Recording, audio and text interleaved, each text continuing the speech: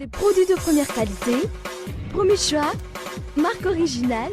Baolay manolotra anao ny fampalalam-baovao. Baolay, toujours meilleur. Portes, fenêtres, volets roulants, véranda, rideaux métalliques, tôle, vitres, soc à vitres, très sincèrement. Ny fampalalam-baovao iarahanao amin'ny soc à vitre. Magasin Sharp akaikin'ny pompier tsara lalàna ahitan'ireo entana avo lenta fampiasa amin'ny fiainana andavanandro manolotra anao ny vaovao.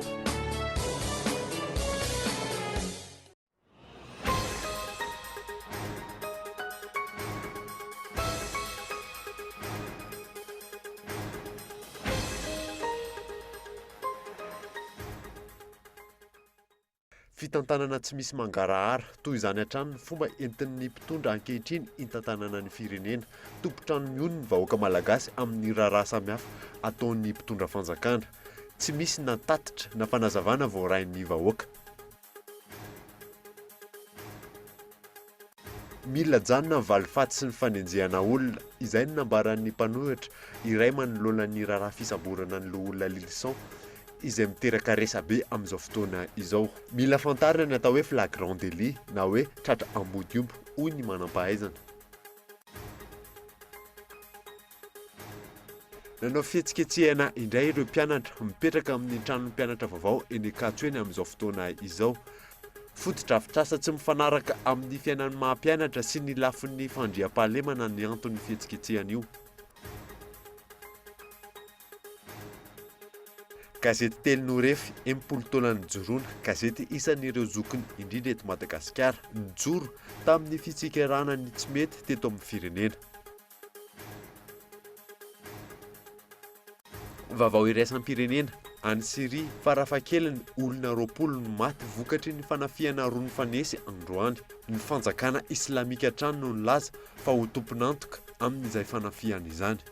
Ny andindin'izay arahanao afaka fotoana foy.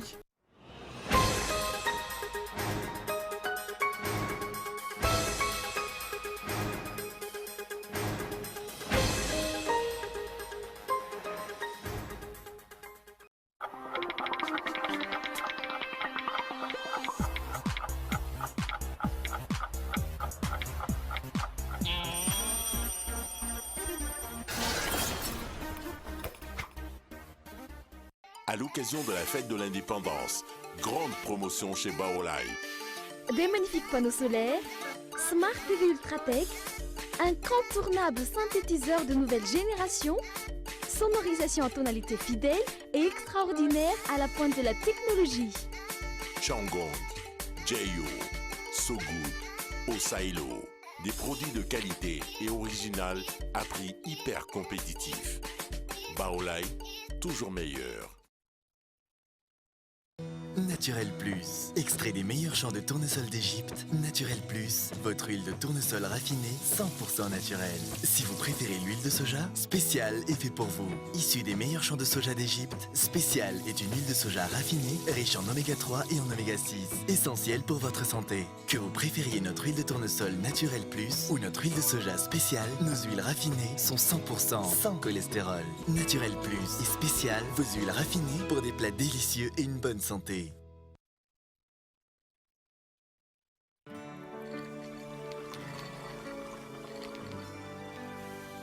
No one can stop me when I taste the feeling. Nothing could ever bring me down. Nothing could ever bring me down.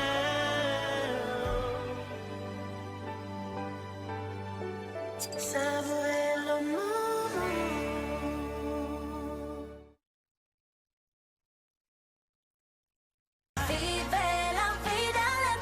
Portes, fenêtres, volets roulants, véranda, rideaux métalliques, tôle, vitres. Soc à vitres fabricant poseur et spécialiste de pliage de tôle et bien d'autres vous propose un large choix pour tous vos projets de construction ou de rénovation. Elle fabrique sur mesure toutes vos menuiseries alu à prix d'usine. Et jusqu'au 30 juin, profitez d'une remise de 10%. Alors qu'attendez-vous? Venez nous voir à Andouta Pénac ou sur notre site internet. Soc à vitres, très sincèrement à votre service.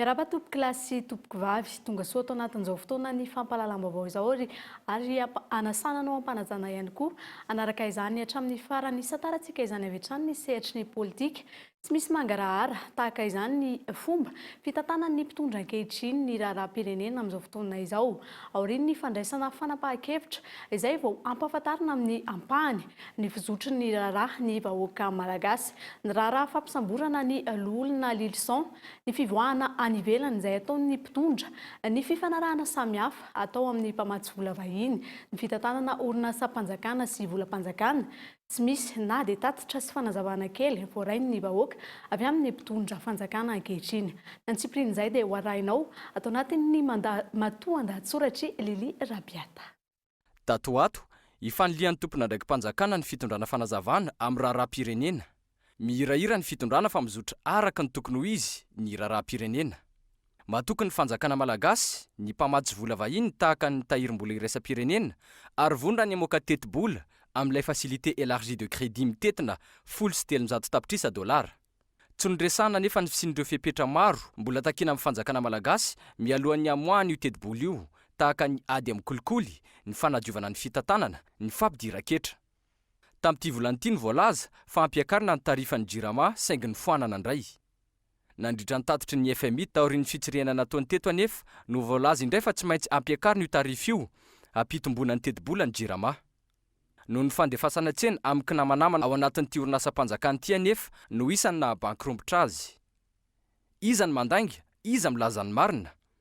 Mazava ny tatitry ny mpamatsy vola vahiny na tsy mitondra fanazavana aza ny tompona ndraiky mpanjakana. Tahaka izany koa ny olan'ny orinasa Air Madagascar. Tsy amidy ny orinasa araka ny fanazavan'ny minisitra tompona andraikitra na tamin'ny mpanao gazety na teny amin'ny anteny miera-pirenena. Mibaribary anefa ny fampivarotana ataon'ny mpitantana izay izahana fenina trany. Tsy misy samy mitondra fanazavana malalaka mikasika ity raharaha ity ny eo anivon'ny filan-kevim-pitantanana. Efa voaray avokoa ny atota taratasin'izay orinasa liana na iara-miasa amin'ny fanarenana ny Air Madagascar saingy tsy mbola misy ny tatitra mikasika an'ireo orinasa ireo. Nahitana vokatra tamin'ny tolotra nataon'ny kompania ny drafim-panarenana saingy hatreto anefa tsy misy fahampahafantarana io drafitra io. Ny isan'ny fiaramanidina ampiasaina miaina trany. Tsy rehitsony izay toen'ny raharaha Bois de Rose na ny teto Madagasikara na ny tratra tany ivelany. Nampanginina ny raharaha ary vaovao hafa ny naparitaka teto antoerana tamin'ny fitsidiana nataon'ny filoham-pirenena tany Singapour farany teo na dia fantatra aza fa tsy afa-miala amin'io raharaha io ny tenany. Tao anatin'ny taona maro ny lazana fa hanaovana aza lambo ny mpanondrana tsokisoko ireo harem-pirenena ireo tsy hita izay vokatra mivaingana tamin'ny fitoriana napetraky ny Bianco, tsy hita izay voasambotra, tsy hita izay voasazy. Ray volana mahery no nandeha ny fivoriana teny amin'ny anteny miera-pirenena, tsy hita treto izay lalàna lany.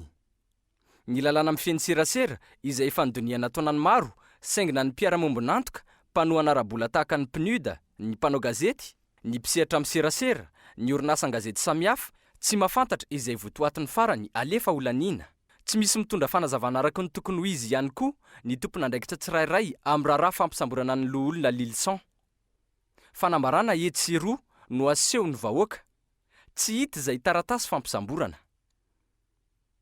Rafitinina, tompony mangatakatiny ny vahoaka malagasy amin'ny raharaha-pirenena.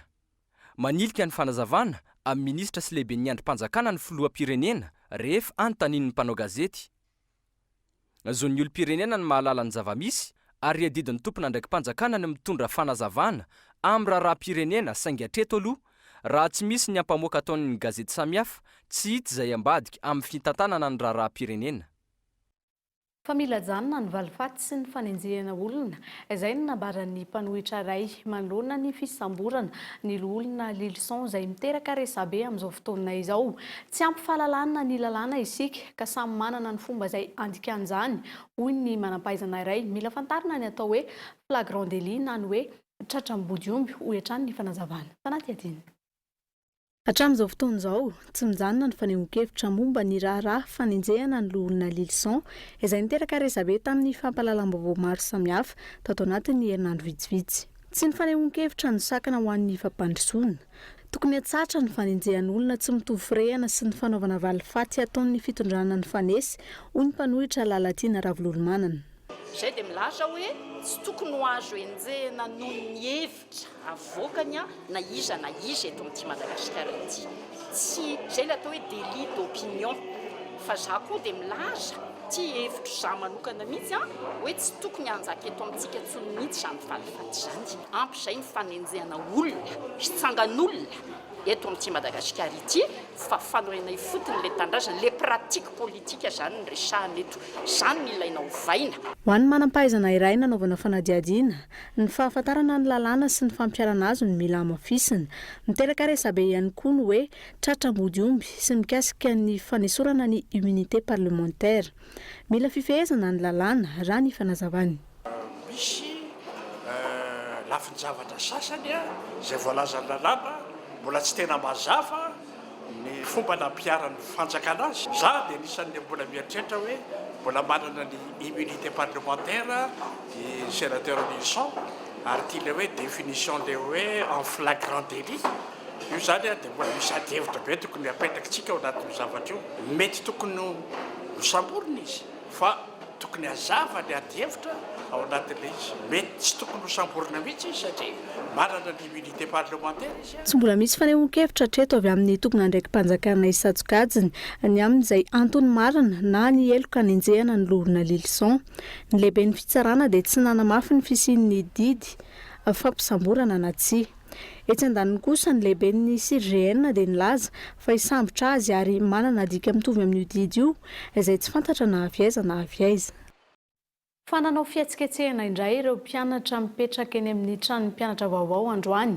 Antony tsy mifanaraka amin'ny fiainana maha-mpianatra, ny fotodrafitrasa sy ny fandriampahalemana eny an-toerana. Mitaky ny vahaolana maritra izy ireo manoloana izany. Hatreto anefa vahaolana vonjomaika no natolotry ny tompon'andraikitra eny anivon'izay. Fanadiadiana entiny Mioramanitra.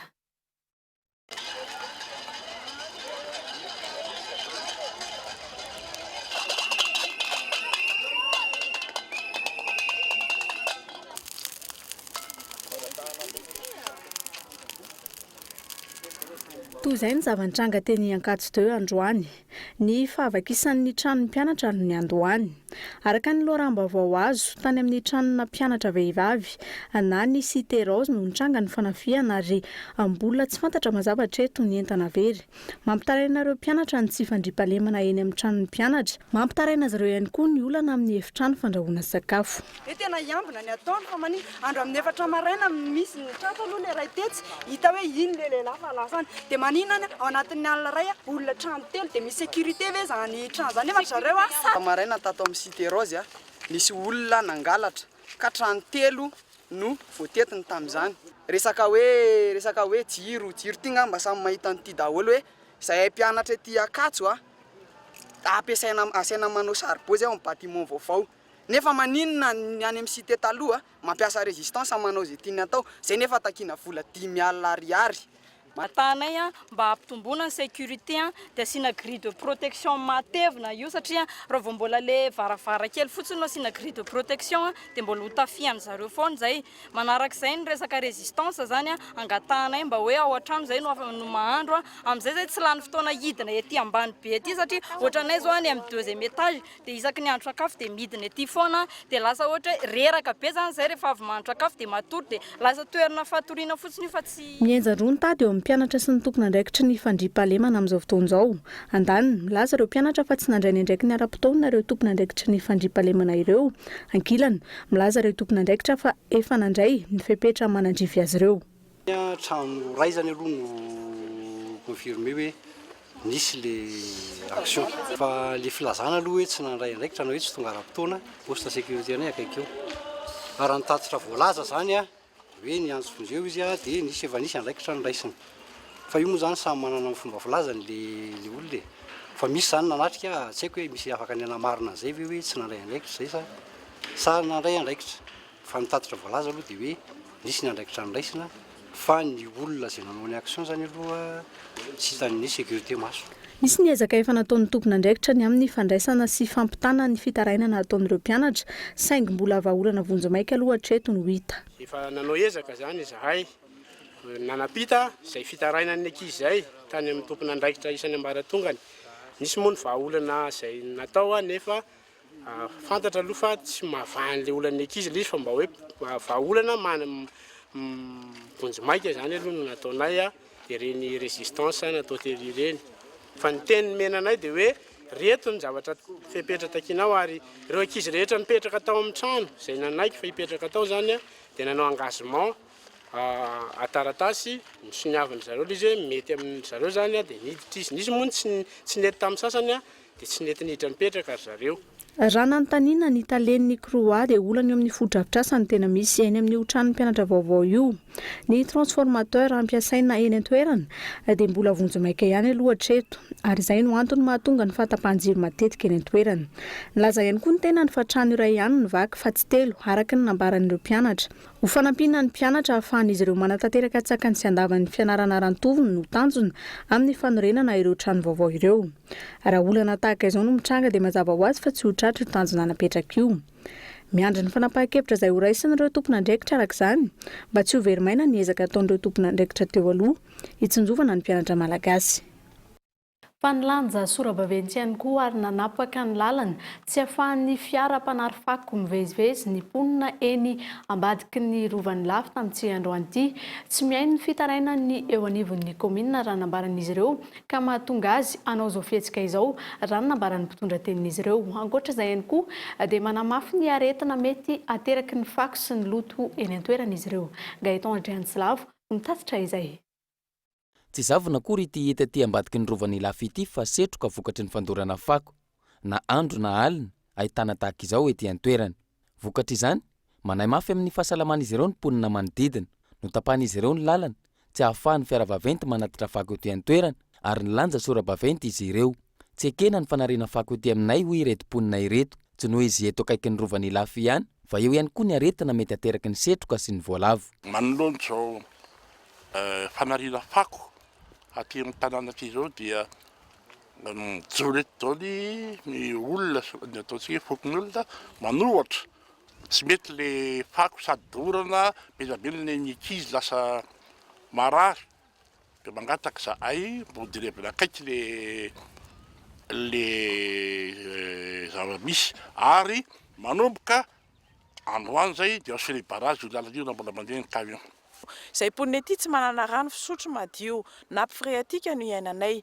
Izahay ponina tsika rehetra malagasy ary tenena hoe tsy mahazo mampiasa sachet plastika any an-tsena fa manimba tontolo iainana nefa plastika daholo re tompoko na majorité doranao. Ny rano na mpireatika voaloto, cyanure, dioxine, ny peste, ny voalavo, zany rehetrarehetra zany ho avy eo ka tsy ho ekenay ho andrangaina faharoa tompoko ny etỳ Manazary lafy sy ny manodidina na Tsapandrano. Raha ny fanazavana sony manodidina ny 70 no efa azo misakana ny fanariana fako ety an-toerana ary efa nisy ny fitarainana nataony ireto mponina ireto teny anivon'ny commune saingy hatreto tsy nisy toyny izany. Tsy mbola nisy fanazavana azo avy amin'ny tompona andraikitra eo anivon'ny commune manoloana ity tranga ity. Andrasana araka izany ny fanazavana avy amin'izy ireo sy ny fanapahan-kevitra ho raisina ho fitsinjovana ny vahoaka sy ny fahasalamany. Lafy mavao hafa kosa indray dia 80 taona no nijoroany ny gazety isan'ireo zokiny indrindra eto Madagasikara. Ny gazety Telonorefy izay niady ho an'ny fahafahana tanteraka nijoro tamin'ny fitsikeranan tsy mety teto amin'ny firenena. 80 taona tsy aoriana dia tsy mbola afaka ambany vahoan'ny endrika fananjahana samihafa i Madagasikara raha ny nambaran'ny tony an-dahatsoratra ny gazety Telonorefy Soava Andriamartavika fanadihadiana. Figadrana, fandrarana tsy hamoaka vaovao sy ireo zava-misy marina eto amin'ny firenena fanenjehana isan'ireo nosedran'ny mpitarika sy ny mpamorona gazety Telonorefy manoloana ny fitsikeranan tsy mety nisy teto amin'ny firenena tato anatin'ny 80 taona niorenany. Hatramin'izao fotoana izao dia mbola saritsarina fahafahana no misy eto Madagasikara nandritra ireo republikany fanesy ary mbola maro ihany koa ireo endrika fanjanahana miatra amin'ny vahoaka malagasy hoy ny tony an-dahatsoratra ny gazety Telonorefy. Ny targetra gazety Telonorefy dia ny amin'izay hoe fitaovam-piadiana ampelantanana ty tandrazana ao amin'ny fanavotana ny firenena izay. Tsy mivoana amin'izany ny Telonorefy hatramin'izao satria mbola voageja ny firenena malagasy, mbola eo ambany vahoaka ny mpanjanantany, mbola voafatotry ny mpampanjana bory iraisam-pirenena ary ombenombeny izay voambolan'izay no nampiasaina tato anatin'ny 20 taona farany satria nahazo vahana loatra ny fanomezana sehatra ny mpampanjana boly iraisam-pirenena eo amin'ny tantaran'ny firenena. Raha ny fanadihadiana natao tsy mbola tafapetraka ny tena atao hoe fahalalan'ny asa fanaovan-gazety madio eto amintsika. Ny loko politika sy ny fanaovana dokam-barotra matetika no lasa mitondra ny fampahalalam-baovao avoakan'ny Hainao Manjery sy ny gazety isan-karazany amin'izao fotoana izao. Ho an'ny mpanao politika sady mpisehatra amin'ny asa fanaovan-gazety izay efa nikena teto amintsika ny fanehoan-kevitra ary tokony afaka mitana ny foto-kevitra hijoroany ny orinasa fanaovan-gazety iray. Matoy enimpolo taona ny gazety Telo Refy izay gazety journal d'opinion sika zany hoe gazety fanehoan-kevitra midika izany fa efa tafiditra ao anatin'ny fahazarany malagasy ary efa neken'ny malagasy ny fisiany zany atao hoe journal d'opinion zany izany hiadivana foto-kevitra anankiray efa nekena zany ny fisiany zany ny manahirana fotsiny dia tsika tsy aoriana indray nohatra ny mialatsiny amin'ny teny vahiny hoe remettre en cause an'izay ka mieritreritra hoe rehefa mpanao gazety tokony mahitsy tokony tsy mitanila non misy mihitsy hoe Hainao Manjery na média zany na gazety io sy ny sisa izay natao hiarovana foto-kevitra zay ny média d'opinion azy presse d'opinion azy. Raha tsy ahivana ny taona 1997 no nivoahan'ny gazety Telo voalohany izay nojifaina ariary. Gazety isan'ny antitra indrindra amin'ireo gazety mpiseho isan'andro eto amintsika. Fitaovam-piadiana eo am-pelatanan'ity tanindrazana izay no novoiziny hatramin'izao hitondrana tsikera sy fanehoan-kevitra ametrahana ny tena fahafahana marina eto amintsika. 10 taona taty aoriana, 200 ariary ny vidiny. Tsy vadibely rano amin'ny fanafahana hoy ireo tompon'andraikitra. Fa ny volana oktobra izao no andalo hoenenivony anteny melam-pirenena ny volavolan-dalàna izay mifehy ny tontolon'ny indostria eto Madagasikara hanamorana ny famoronana orinasa ara-dalàna ahafahana manodina ny akora fototra ho amolavolana io lalàna io mandray anjara betsaka amin'ny ari-karena ny fanodinana akora saingy ho an'i Madagasikara dia mbola olana ny tsy fisian'ny orinasa mpanodina. Fanadihadiana.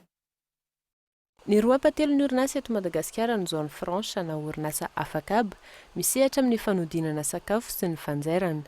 Orinasa vahiny ankamaroan'ireo orinasa ireo. Araka ny tatra navoakan'ny sampandrarany firenena mikambana misahana ny indostria, tsy nahatratra 5% isan-jato ny fandraisana anjaran'ny sehatra ny orinasa amin'ny ari-karena faobe eto Madagasikara hatramin'izay. Ny ampiakatra io tayo io ny tanjony amin'ny alalan'ny famoahana ny lalàna amin'ny feny sehatry ny indostria eto Madagasikara. L'industrie io no moteur de développement. Zany hoe firenena tsy manana industrie zany dia tsy afaka handroso mihitsy. Zany hoe industrie matanjaka ny tiako tenenina. Eto amintsika ane tsy sarotra zany satria tsika efa manana ny zavatra rehetra. Donc sady eto ny matière première izay azo ahodina no eto ihany koa ny industrie dia moramora ho an'ny sasany zany ane sady manao industrie nefa tsy manana matière première na ny ray zay aza adino. Donc tombony ho antsika izay zavatra izay ka leo ho jerena izay hoe industrie de transformation mba hatanjaka kokoa hampitombo ny ari-karena eto Madagasikara. Ny volana oktobra izao no anolorana io volavolan-dalàna io eny amin'ny anteny meram-pirenena rehefa avy ampahafantarana ny solombavam-bahoaka sy ny loholona. Ampidirina amin'ny sehatry ny manara-dalàna manaraka io ihany koa ny mpandraratsy ara-dalàna amin'ny alalan'ny fidiran'izy ireo anaty vondron'ny mpandraratsy miankina manerana ny nosy amora ny fandoavana ny hetra. Omaly no nampahafantarana ny parlemantera izany volavolan-dalàna izany. Ndray mielatra kosa dia eo amin'ny sehatry ny fitaterana anabakabaka ho tafala ao anatin'ny anexa B na ny lisitra mainty ny vondrona Europeana i Madagasikara. Anamarika izany moa ny mpitondra fanjakana malagasy Rampitso ao anatin'ny fandarana Journal de l'économie no hitondrana misimisy kokoa aminao mikasika izany fa lafim-baovao hafa kosa indray dia mila ho isan'andro ny fanitsinany tsy mety izay ataon'ny fanjakana ho an'ny fanjakana ataon'ny vondron'olona sy antoko politika samihafa. Ankehitriny amin'izao fotoan'izao manoloana ny lalàna sy ny fomba fitondrana ny firenena. Raha tsy manova rafitra ny mpitondra dia tsy handroso i Madagasikara. Izay no nambaran'ny malagasy ity tanindrazana ho an'ny fampandrosoana androany. Mila fanentanana ny vahoaka eny fotony ihany koa ho tonga saina ary andray anjara amin'ny fampandrosoana ary sitraka ny tombotsoa avy amin'ireo harem-pirenena misy eto amintsika. Antony nanaovan'izy ireo ny fidinana ifotony teny ankoron-drano tamin'ity androany ity. Zava-dehibe raha nambaran'izy ireo ny fanovana rafitra atongavana any amin'ny fandrosoana. Fanampanazavana ny dia arahantsika. Partout ampahafantarina ny malagasy fa zao dia misy rafitra hanovantsika ny raharaha fa tsy mety tsony zao. Ny volamena eto dia tsy azo ahondrana ny velan'ny intsony ary ny gouverneur ny banque centrale dia niteny fa vonona ny vidy ny volamena amin'ny vidiny hamarotana azy any ivelany mba atao réserve ao amin'ny banque centraletsika ampiakatra ny lanjan'ny vola malagasy tsy misy mahasamaka an'izany fanapaha-kevitra zany de aveo voalazan'ity boky ity fa hoe ireo matière première dia tsy azo aondrana intsony fa ahodina eto transformation sur place. Notsim-pihana izy ireo ihany koa moa androany ny fahantranana izay iaina ny mponina izay laviny ny filoham-pirenena ihany koa amin'izao fotoana izao ary ny lazany anatanteraka tanàna velona na ville vivante ihany koa izy ireo raha toa ka voahenjika ny fanatanterahana ny ville morte. Fahalara-pamehan'ny firenena mikambana amin'izao fotoana izao ny fanadiovana ny tontolo an-dranomasina ny enatra amin'ny 3 taona ny vokatra makamba avy eto Madagasikara raha toa ka nahatratra 9 taona izany teo aloha noho ny loto izay iainan'ireo voary any an-dranomasina. Fanatedina. Fanohitra iray ho an'ny fampandrosoana ara-toe-karena ny fahaizana mitrandraka ny harena an-dranomasina ary manana tombony amin'izany Madagasikara. Ankoatra ny fitrandrahana tsy ara-dalàna ny harena an-dranomasina, miaina anaty loto ihany koa ny hazandrano eo amin'ny ranomasina manodidina Madagasikara. Misy vaingana iray lehibe ao anatin'ny ranomasimbe Pasifika amin'izao fotoana izao, vokatry ny loto mivangongo ao anatin'ny ranomasimbe. Ao amin'ny ranomasimbe Pasifika ao zany amin'izao dia misy blokna plastika ngezabe. Vao hita izy io, hita avy any amin'ny sary satelita. Hita hoe misy zavatra miforona fa tsy fantatra hoe inona. Rehefa nijerena dia haila izy plastika. Ny potipotika plastika rehetra dia entin'ny courant marin dia niangona amin'ny toerana anankiray amin'izao zany izy dia efa lasa tena ohatran'ny tany anankiray mihitsy any akaibaheban-dranomasina any.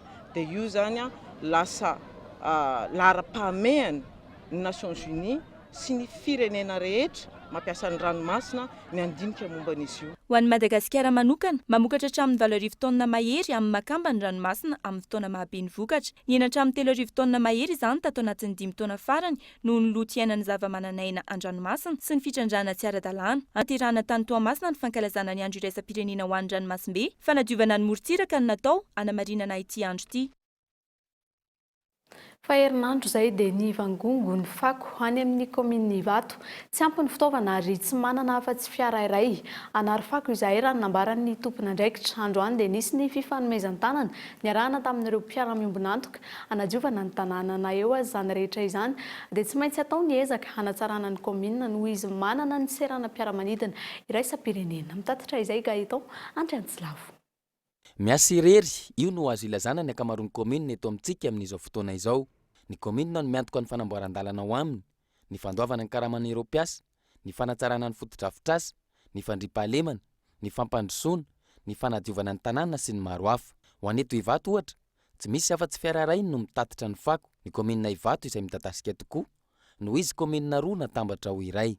Zany hoe menaka landry io camion io dia vitany any amin'ny toerana quartier iray ohatra dia maky eto an-tsena izy, vitany amin'ny quartier faharoa maky eto an-tsena izy hatrany hatrany dia tsy misy ohatr'izao mihitsy fa na tonga an'io dia arak'izay camion iray izay maty ilay camion dia nandritra ny herinandro manitsy dia fako hita tamin'izay zany raha kely indrindra dia eo amin'ny 100 taonina eo ao anatin'izay komina roa teo aloha nitambatra ho ray izay. Vokatra izay, mivangongo ny fako efa ho ray volana izay. Androany, nisy ny fanomezan-tanana nataon'ireo mpiara-miombonantoka hanesorana ny fako rehetra. Ampy anay ato anatin'ny komina Ivato amin'ny fanomezana camion miisa 3 izay analana ny fako eto camion iray ny an'ny komina Ivato izay nisy fahasimbanana nandritra ny herinandro dia mivangongo ny fako manerana ny fokotany maro indrindra moa fa ny ato an-tsena ary ato anatin'ity tsena ity moa izay hita fa tena maloto be mihitsy manomboka fotoana fohy dia anomboka izany tsena izany ary tsena tena ho tsara dia tsara tokoa ny ato anatin'izany komina Ivato izany. Tsy hita taratra intsony ny loto be tahaka izao rehefa vita io tsena io ary mba homendrika an'izany tsena tsara tarehy izany ihany koa ity vavahadin'i Madagasikara ity. Isan'ireo komina stratezika ny komina Ivato no izay ahitana ny serana mpiara-manidina mampifandray an'i Madagasikara amin'ny any ivelany.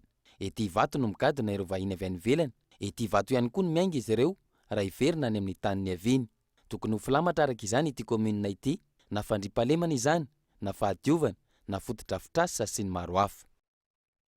Fa fanadihadiana miavaka kosa indray no entina aminao manaraka eto andro vitsivitsy mialohan'ny fankalazana ny fetin'ny fahaleovantena dia efa hita manerana ny tsena ireo arendrina amin'izao fotoana izao fiarina manokana isan-taona ny fivarotana arendrina eto amintsika rehefa volana jona tahaka izao ary amam-bolana ny fanomanana ho an'ny fianakaviana izay natony ny Mikael Ramarla atao anatin'ity fanadihadiana ity.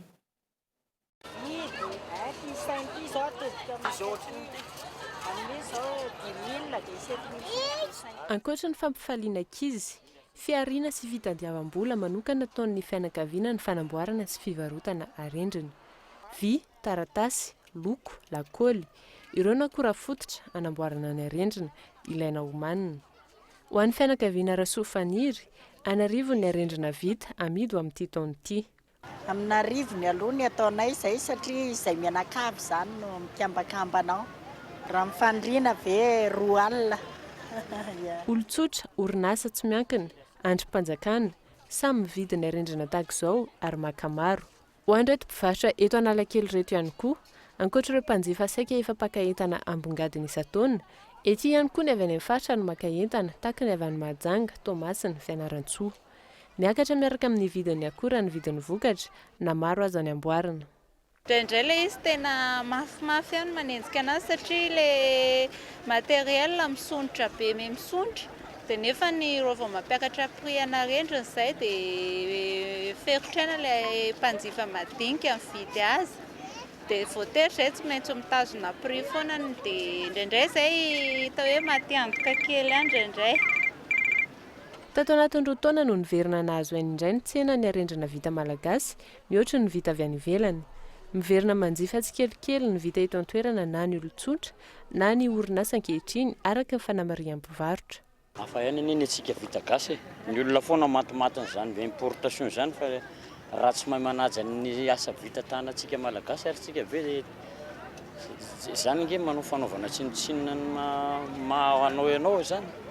Manodidina ny 4 tapitrisa ariary no homanina ho an'ny mpivarotra sady mpanamboatra arendrina hiatrehana amin'ny fetin'ny fahaleovantena.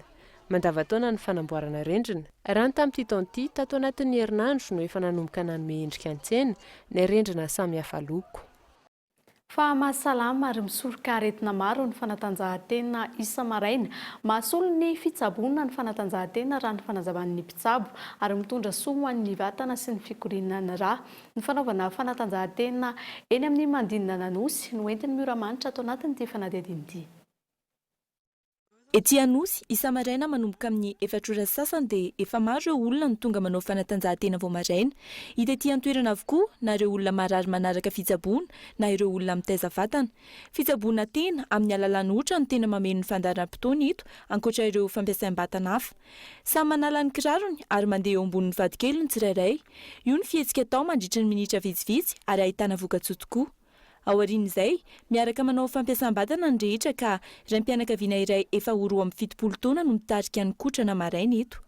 Ho an'ity mpitarika ity, efa betsaka ny tombotsoa azony tamin'ny fitaizam-batana nataony teto hatramin'izay. Nandritra izay 4 taona izay in-telo angambany raha be indrindra narary andoha. Dia fahatelo manakarak' izany gripa sy ny karazana izany tsy mahazo toerana eto mihitsy amin'ny olona efa zatra manao eto. Izany tenako manokana tsy mbola na hoe nanavy hoe narary teo am-pandriana mihitsy nandritra 4 taona izay. Aretina maro ny voatsabo amin'ny alalan'ny fandehanana tongotra eo ambony vadikely. Ho an'ity raim-pianakaviana iray voan'ny AVC ity, evo tapa-bolana izao no nanarahana ny kotrana teto ary efa hitany fa mihasalama ny tenany. Tapa-bolana. Dia ohatrany ahoana fahitana fivoarana fahasalamana? Tena miova. Ohatrany ahoana? Tango ao afaka mihetsika daholo. Tongotra afaka mandeha. Ny lelako tsana zany taraiky kely. Vahaolana iray hiadina amin'ny fahalafony vidim-panafody ny fitaizam-batana atao eto. Hita ho maro anisa ihany koa ireo vehivavy ny tonga manao fitaizam-batana eto hatramin'ny vehivavy mitondra vohaka tonga maka ny anjara tandrify azy. Samy nanaovako an'ity zany vao nanitsaka an'ity voalohany mihitsy dia hita hoe niova. Hatramin'izay nanaovana an'ity tsy mihinana ninina intsony, tsy mihinana fanafody, tsy mihinana fa amarena mitondra voka aloha dia efa mandeha maraina foana satria izay rehe tsy maintsy andehanana. Na izany ary mahabe voka ny tena dia tsy mahavita be dia be fa mihodina kely indroa dia miala amin'izay. Ho an'ny mpitsabo kosa, mahasolo fitsaboana ny fanatanjahantena tahaka izao, ny fihetsika atao mitondra soa ho an'ny vatana sy ny fikorinan'ny rà. En vertu thérapeutique an'ity exercice ity zany ohatrany hoe eritreretina le izy hoe zavatra tsotsotra kanefa tena hita mihitsy hoe manampy ara-pahasalamana ary tsy hoe marary ihany na nefa nivoaka hôpitaly ihany zany no mahazo tombontsoa eto fa na olona mitaizatena fotsiny ara amin'ny fiazakazana madinidinika na koa resaka kinésithérapie zany reny rehetrarehetra reny dia ilana vola avokoa nefa eto fandavatena zany no takina ny tsirairay hoe mandeha vao maraina dia mba manao an'le exercice miaraka eto sady misy fifaliana zany vao maraina alohan'ny andehanana hiasa e. Maro ny olona no mikaikaiky any amin'ny vidim-panafody amin'izao fotoana izao, indrindra amin'ny alafon'ny vidim-panafody. Fandavatena sy fahafoizana fotoana kely isa-maraina nefa dia mety afaka hitsabo ireo aretina sarotra sy tranony na mety koa tsy ho sitra-panafody. Na ny ankizy, na ny tanora, na ireo efa zokiolona tokony hanokana fotoana anaovana fanatanjahantena avokoa. Fanadihadiana manokana kosa indray dia notokanana tamin'ny fomba ofisialy omaly ny jiro manazava ny kianja filalaovana tenisy eny amin'ny Aksa Ambohida.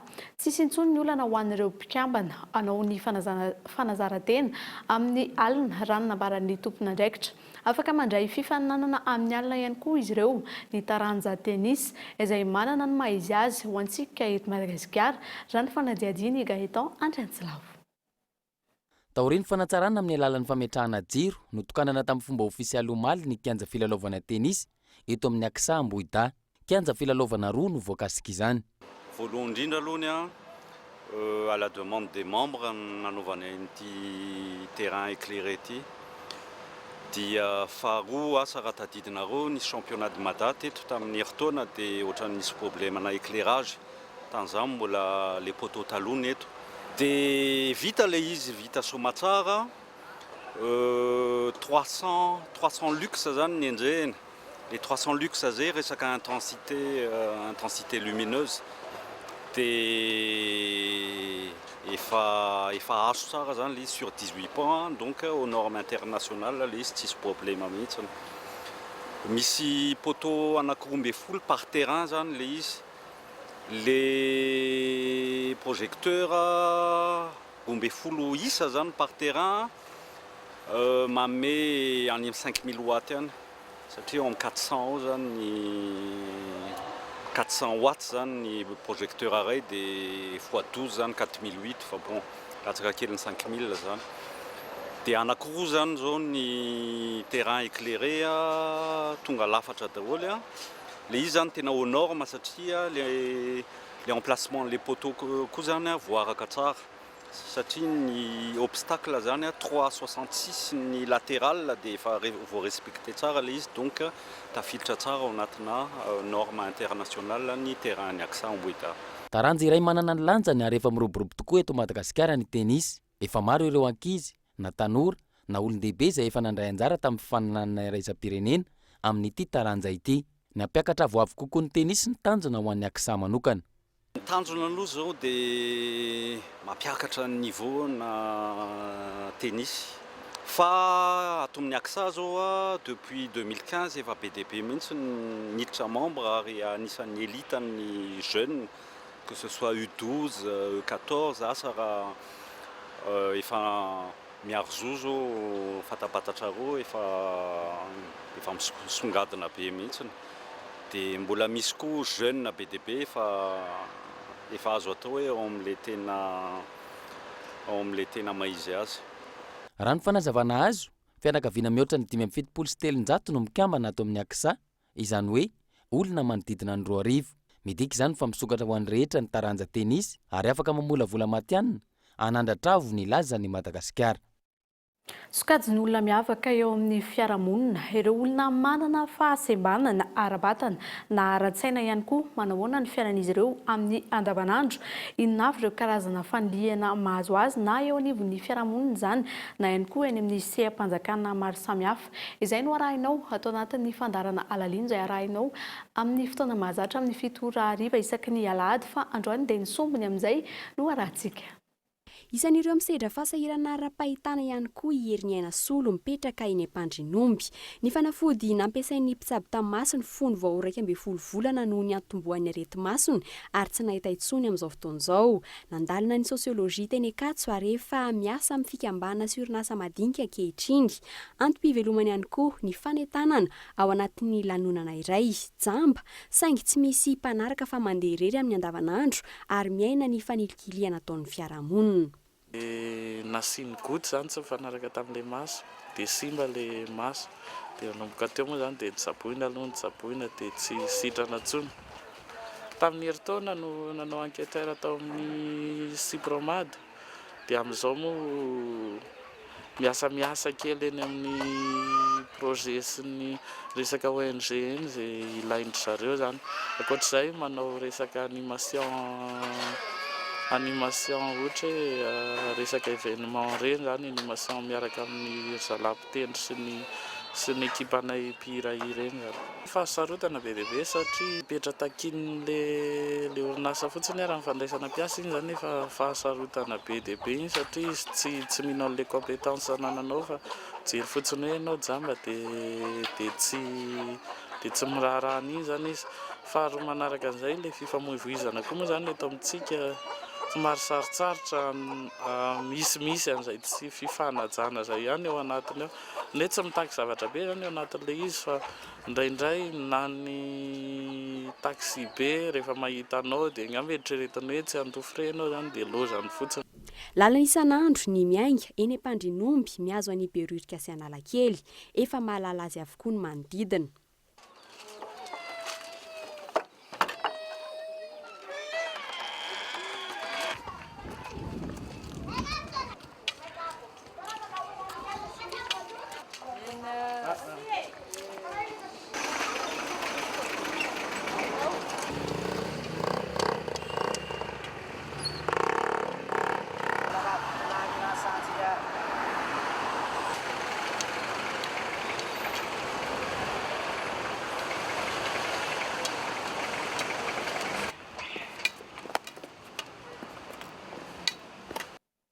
Arak'izany dia ny fiaimpiainan'ireo olona manana fahasembanana no entiny Aingo Rakotoarsoa ao anatin'ny fandarana alaliny ho an'ny rampitso. Fa lafim-baovao kosa indray fanatitra izay no lohatenin'ny rakipeo nentiny tarika Magikatra ho an'ny mpankafy manomboka androany sy ny andro ny fampisehoana ho an'ny 17 volana Jona eny Antsanimanitra. Nitondra zava-baovao tamin'ny tarika ireo mpikambana vaovao na izany aza nefa dia voatazona hatrany ny maha-izy azy ny tarika. Miendrika sosialy ny fampisehoana izay ho tanterahana fanampinana entina ho an'ireo antily eny Bemasoandro. Narindra Randrianomanana.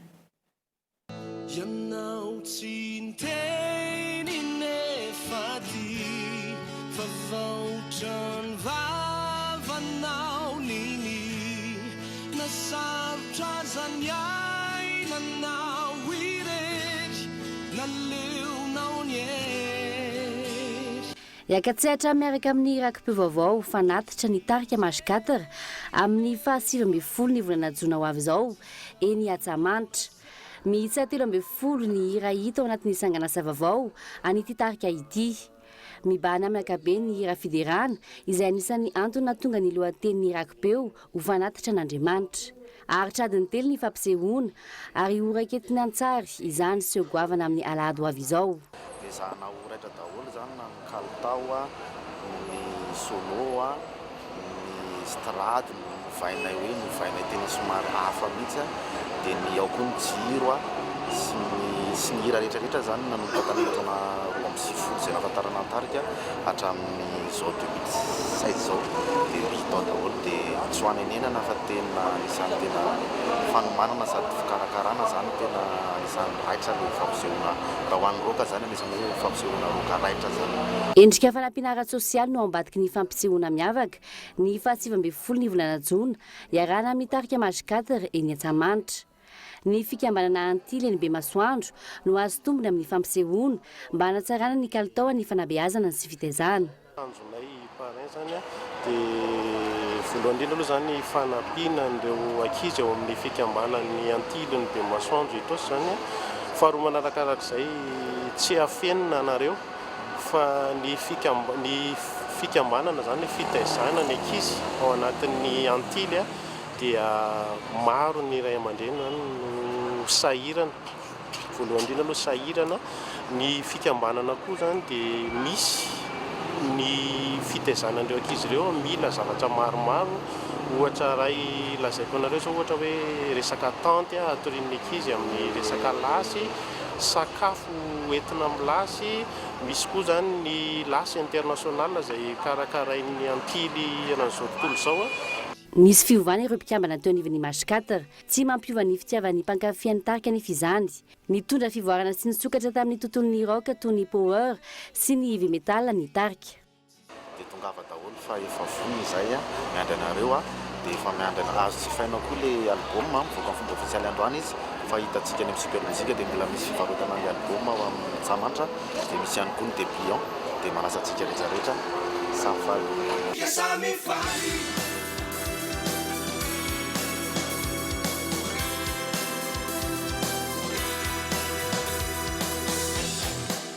tananity dia olona zaiko anao ka tena matamana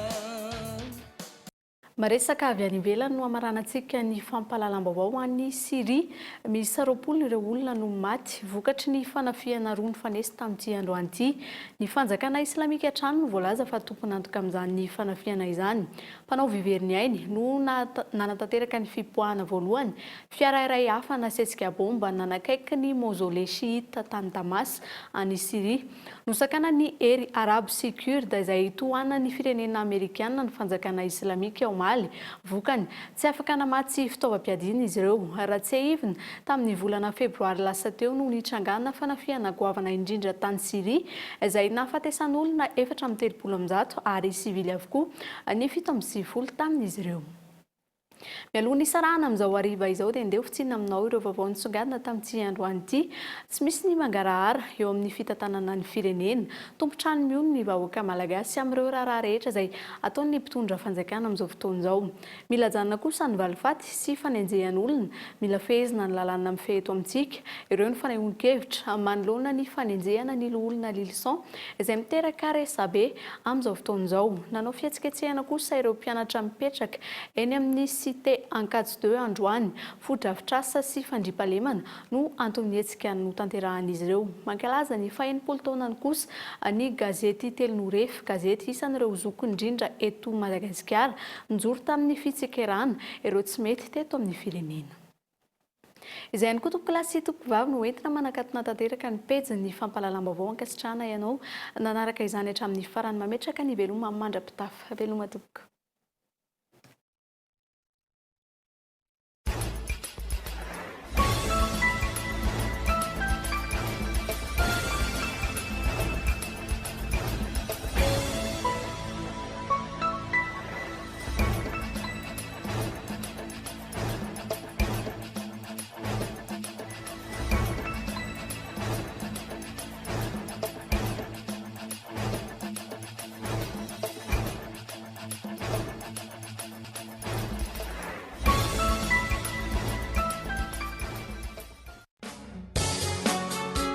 Magasin Sharp akaiky ny pampia tsara lalàna ahitan'ireo entana avo lenta fampiasa amin'ny fiainana andavanandro nanolotra anao teo ny vaovao.